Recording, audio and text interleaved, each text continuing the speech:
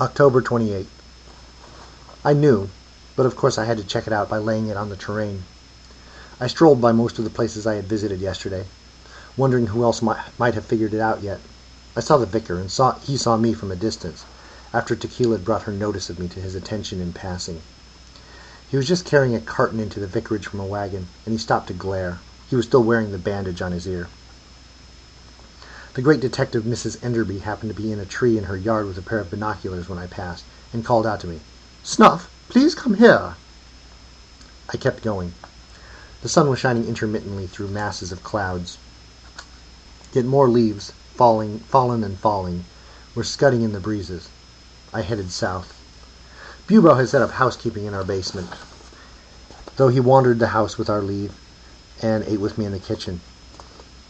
"What became of the things in the mirror? Or the mirror, that for that matter?" he'd ask.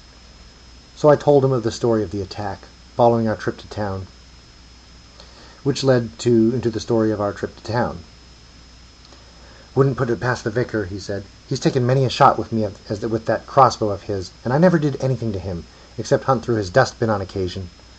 Is that any cause to put an arrow in a fellow? I hope he fudges the final business and you fellows blow him to oblivion." "Just how much do you know about the game, anyway?" I asked. "I've heard a lot. I've seen a lot. Everybody talked freely because they assumed I was a part of it.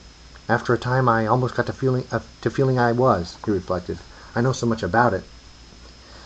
And he proceeded to tell me the story of how a number of the proper people are attracted to the proper place in the proper year, on a night in the Lonesome October, when the moon shines full on Halloween, and the way may be opened for the return of the elder gods to earth, and of how some of these people would assist in the opening of the way for them, while others would strive to keep the way closed. For ages the closers have won, often just barely. And there were stories of a shadowy man, half mad, a killer, a wanderer, and his dog, who always showed up to attempt the closing. Some said that he was Cain himself, doomed to walk the earth, marked. Others said he'd a pact with one of the elders who secretly wished to thwart the others. None really knew. And the people would acquire certain tools and other objects of power, meet together at the designated spot, and attempt to work their wills. The winners walked away. The losers suffered for their presumption by a reaction from the cosmic principles involved in the attempt. Then he named the players and their tools, adding an awareness of the calculation, of divination, of magical attacks and defenses. "Bubo," I said, "you have impressed me as few have impressed me, learning all that without giving yourself away." "Rats have strong survival instincts," he said. "I needed to know it to stay safe in this area." "No, you didn't," I said. "You could have remained out of it and gone about your business. The deception itself was a lot more dangerous." "All right. I got curious about all these cryptic comments I kept hearing, probably too curious for my own good. What it was, I think, is that I enjoyed pretending I was playing too. I'd never done anything important before, and it felt good." "Come on," I told him. "Get up on my back and I'll take you to see the gypsies. Good music and all." We stayed late at the camp. I don't have that many friends, and it was a good evening. As I made my way to Dog's Nest, I came across another set of huge misshapen footprints at the hill's base. There were some up on top, too. I wondered where the experiment man would go now his home was destroyed. I made a circuit of the hilltop, drawing my lines again, laying them out upon the land, excluding the ruined farmhouse to the southwest now, which moved things considerably northward, taking into account the two satellite graves, trying it both with and without Larry's place in the formulation. With it, it came to nothing but another wilderness spot. Without it, however, came a place already touched by the high powers. I was standing upon it.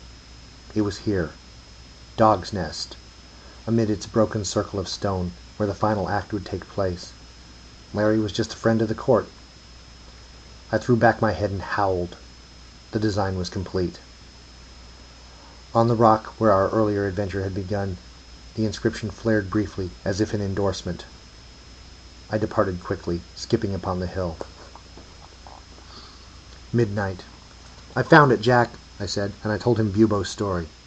"And subtracting the good doctor leaves us atop my hill," I concluded. "Of course the others will divine it within the next few days. And the word will be passed, true. I can only recall one time when no one figured it properly. My, that was long ago. Yes, and we all sat down to dinner together, made a joke of it, and went our ways. Such things are rare. Indeed.